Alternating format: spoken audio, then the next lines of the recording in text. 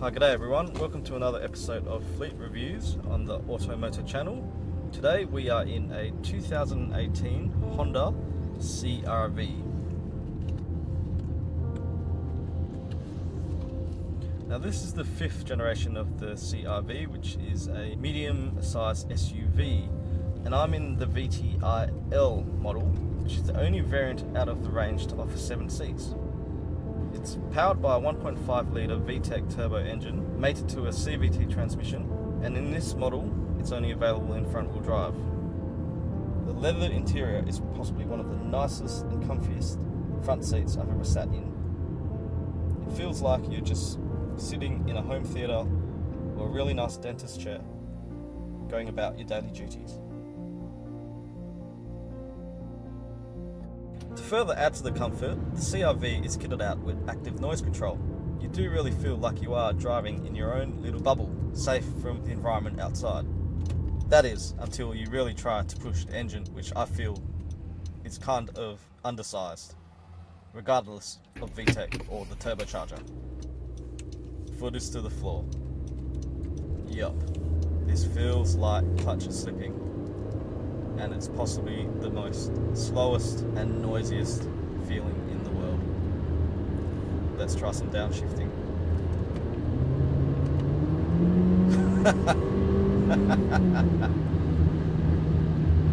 Wow,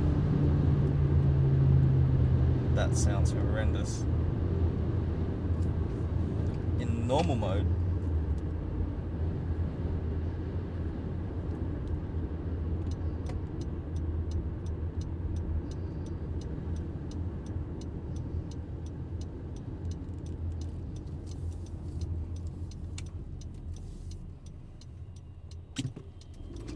oh wow,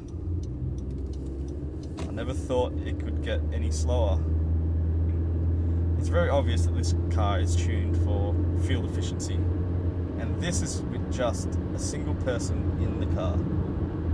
I cannot imagine what this would be like with the full 7 seats occupied. So a quick summary of this car, which I have been driving around for the last month or so.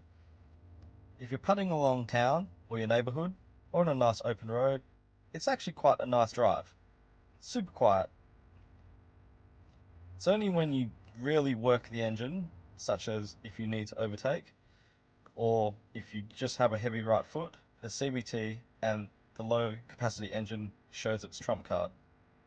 If you're in the market for a SUV, you sit quite high up, but the handling and steering is actually surprisingly direct. Yes, it does have a bit of a floaty feeling, like most high riding cars, but it's surprisingly solid around corners, and I was only able to get a bit of wobble when I was really trying to test the suspension.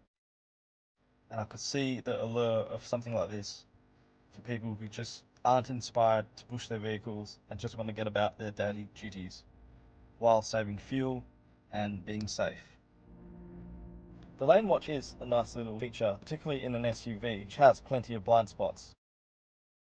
It does take a little bit of getting used to, particularly if you're using navigation or maps, because the image projected from the mirror takes up the whole infotainment screen. I haven't touched much on the 7-seat capacity of this car, but it is one of the smaller medium to large size SUVs that sits somewhere in between a Mazda CX-5 and a Kia Sorento. I think it would be a good option for someone who is looking for occasional use, with maybe small children in the back, but I couldn't think of anything more torturous than trying to fit adults or teenagers in the back row.